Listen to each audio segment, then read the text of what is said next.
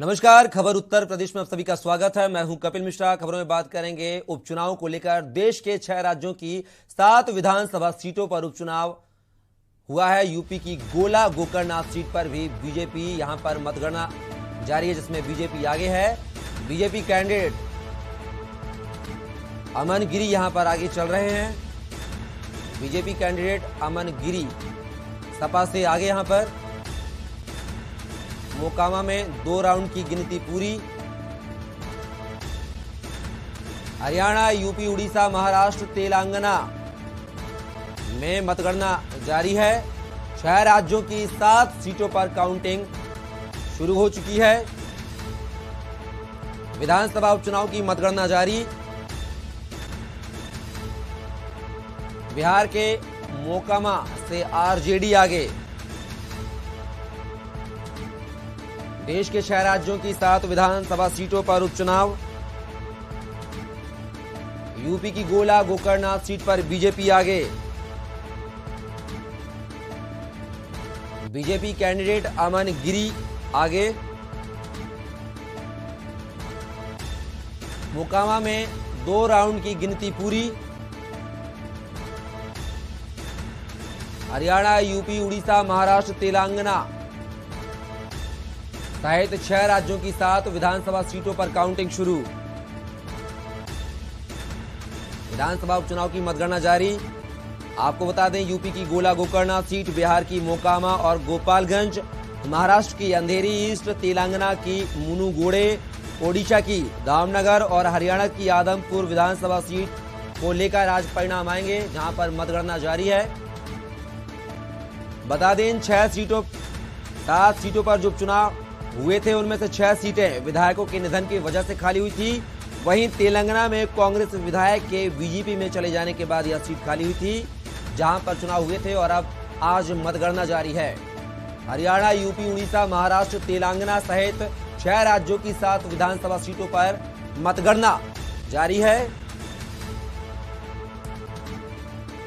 तो आमिर रजा लखीमपुर से हमारे साथ जुड़ गए हैं। तीनों मेहमानों का बहुत बहुत स्वागत है। पहला सवाल शबी हैदर जी आपसे।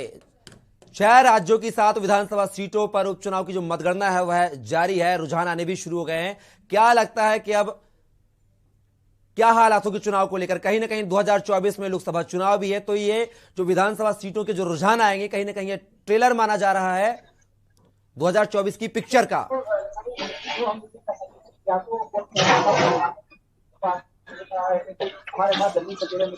शबी हैदर, आपकी आवाज हम तक क्लियर नहीं पहुंच पा रही है।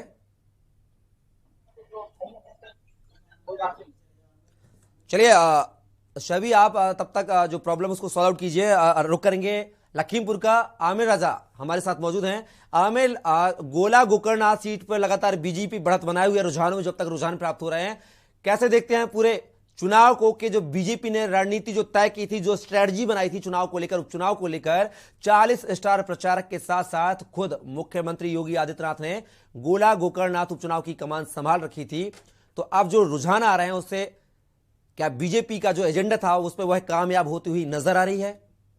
देखिए, बीजेपी ने शुरुआत से ही जो रणनीति बनाई थी और उस उपचुनाव को उसने जिस गंभीरता से लिया था, अपने 40 स्टार प्रचारकों की सूची जारी की थी, जिसमें मुख्य नाम योगी आदित्यनाथ जो मुखिया हैं सूबे के, उनका नाम था। इसके अलावा उप मुख्यमंत्री, प्रदेश अध्यक्ष, तमाम जो उनके स्टार प्रचारक उसमें से अभी लगातार यही वजह है कि शुरुआती दौर से ही लगातार यहाँ पर जो घोषणा हो रही है, उस घोषणा में जो बीजेपी प्रत्याशी है लगातार जीतते चले आ रहे हैं।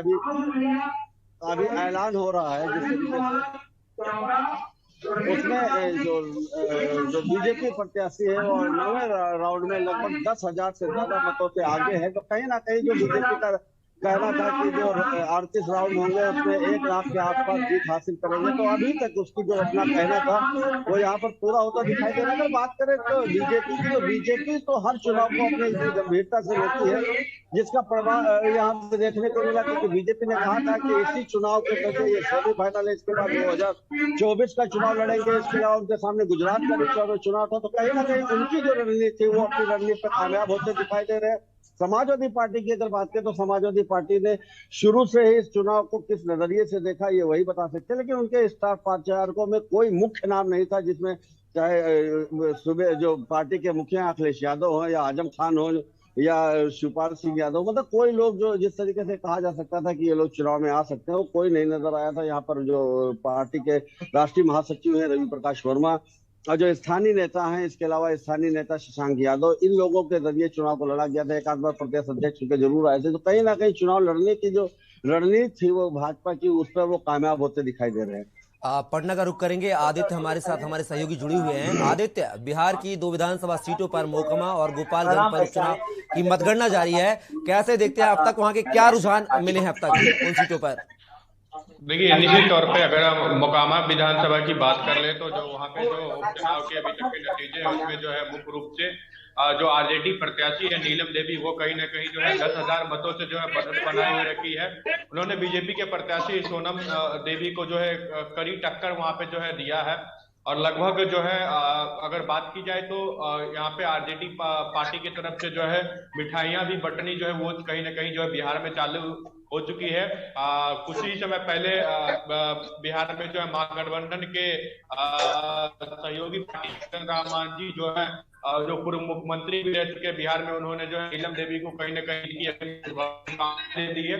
अभी तक टोटल जो है 8 राउंड की गिनती कहीं ना कहीं जो है वो खत्म हो चुकी है और 8 राउंड की गिनती में जो है करीब करीब जो है नीलम देवी जो है यहाँ पे 11,000 मतों से जो है वो आगे बनी पड़ी है। अगर हम गोपालगंज सीटों की बात कर ले तो गोपालगंज सीट में भी जो है मोहन प्रसाद गुप्ता जो है वहां पे से आरजेडी के उम्मीदवार हैं और कुसुम देवी जो है वहां पे से बीजेपी के उम्मीदवार है। तो वहां पे हालांकि बीजेपी ने जो है वो बढ़त बनाया है। अगर बात की जाए तो वो 2,000 वोटों का जो वहां पे जो है मुख्य रूप से फासला जो है वो देखने को मिल रहा है। 2,000 वोटों से जो है वहां पे जो है बीजेपी आगे है और मोकामा में जो है करीब जो है आरजेडी जो है वो 10,000 वोटों से जो है आगे है।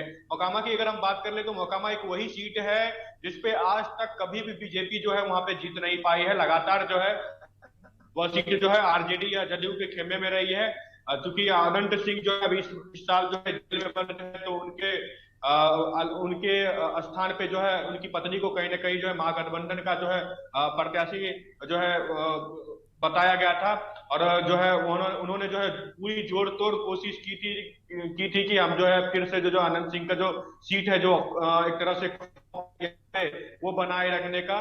तो बीजेपी ने भी हालांकि तमाम तरह की पैंतरे आजमाए, बड़े बड़े चेहरों को उतारा। मनोज तिवारी खुद ही प्रचार करने के लिए यहाँ पे जो है पहुंचे थे, लेकिन अभी वो जो कोशिश है वो नाकाम होती हुई दिख रही है, क्योंकि अभी आप समझ सकते हैं कि 12,000 मतों का जो फासला है वो दिखता हुआ मिल रहा है। जी आदित्य, आपको रोकना चाहूंगा, बने रहिएगा हमारे साथ। हमारे लखनऊ से पॉलिटिकल एडिटर शबी हैदर जुड़ गए हमारे साथ।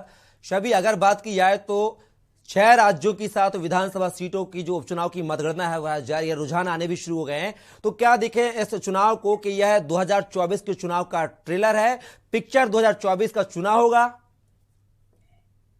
बिल्कुल, देखिए उपचुनाव की अगर हम आप बात करें फौरी तौर पर अगर समझें उपचुनाव को, तो उपचुनाव को सरकार का चुनाव कहा जाता है। आप अगर नतीजे जिस तरीके से आ रहे हैं, गोला गोकर्णनाथ सीट पर बात करें, भारतीय जनता पार्टी के प्रत्याशी अमन गिरी 10,000 वोटों से आगे हैं। अगर आप मोकामा बिहार की बात करें तो वहां पे आरजेडी महागठबंधन के प्रत्याशी आगे। इसी तरीके से अगर आप दूसरे राज्यों में जाएंगे तो वहां पे भी आपको इसी तरीके के लगभग रुझान देखने को मिलेंगे। चुनाव 1 सीट पर हो या चुनाव 10 सीट पर हो, उपचुनाव में जो सत्ताधारी दल होता है उसका अपर एंड होता है। कहीं ना कहीं जो जनता होती है वो मान के चलती है कि सरकार है जिस पार्टी की, उसी पार्टी के विधायक को जिताया जाए। ये एक फौरी तौर के ऊपर जो जनता की जो मनोस्थिति जो होती है वो इस प्रकार की होती है।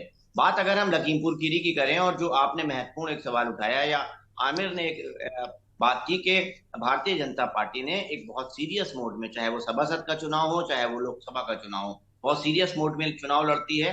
पूरी प्लानिंग होती है, कौन लोग एग्जीक्यूट होते हैं, कौन पर्दे के पीछे रहेगा, कौन पर्दे के बाहर रहेगा, कौन चेहरा रहेगा, कौन प्रभारी बनेगा, ये सारी चीजें बहुत पहले डिसाइड हो जाती हैं और उसका असर मतदान वाले दिन दिखाई देता है। तो निश्चित तौर पर वहीं अगर हम समाजवादी पार्टी की बात करें, समाजवादी पार्टी ने गोला गोकर्णनाथ चुनाव को एक एक्सपेरिमेंट के तौर के ऊपर लड़ा, एक नए तरीके से चुनाव लड़ा, जैसा कोई भी वहां पर स्टार प्रचारक नहीं पहुंचा। पार्टी के अंदर इस बात का लेकर बहुत विरोध है और अखिलेश यादव के नेतृत्व पर गोला गोकर्णनाथ चुनाव को नतीजे आने के बाद या नतीजे आने से पहले बहुत सारे ऐसे विधायक हैं, नेता हैं, पुराने नेता हैं जो उंगली उठाना शुरू कर दिए हैं। लेकिन समाजवादी पार्टी ने एक एक्सपेरिमेंट के तौर के ऊपर इस चुनाव को लड़ा और कहा कि हम साइलेंट मोड में चुनाव लड़ेंगे और हम किसी स्टार प्रचारक के साथ नहीं जाएंगे। लोकल बॉडी को पूरी जो है वो चुनाव की परिणाम दी, क्योंकि अक्सर ऐसा कहा जाता था कि स्टार प्रचारक आते हैं और वो बने बनाए माहौल को खराब कर देते हैं, कोई कुछ बयान दे देता है और उसमें पूरी लोकल बॉडी इन्वॉल्व हो जाती है। तीसरी जो सबसे महत्वपूर्ण बात अगर हम देखने को मिलेगी वो बहुजन समाज पार्टी को आप जो है वो देखिए। पिछला चुनाव बहुजन समाज पार्टी गोला गोकर्णनाथ चुनाव से लड़ी थी और लगभग 26,000-27,000 वोट उसको मिले थे और इतने ही वोट से विनय तिवारी समाजवादी पार्टी के चुनाव लड़े थे। अब देखना यह है कि जो बहुजन समाज पार्टी का वोट था वो किधर गया, क्या वो समाजवादी पार्टी को मिला या वो भारतीय जनता पार्टी को मिला। ये जब अगर ये कंक्लूजन सामने आ जाएगा कपिल, तो नतीजे गणित और सारे रुझान जो है अपने आप सामने आ जाएंगे, अपने आप समझ में आ जाएंगे। बिल्कुल शबी जी, आगे देखना होगा कि तस्वीर क्या होगी चुनाव, आगे वाले चुनावों को लेकर। फिलहाल आप तीनों मेहमान हमारे साथ जुड़े, उसके लिए आपका बहुत बहुत शुक्रिया। तो बता दें 6 राज्यों की 7 विधानसभा सीटों पर उपचुनाव की मतगणना जारी है। लगातार रुझान भी प्राप्त हो रहे हैं।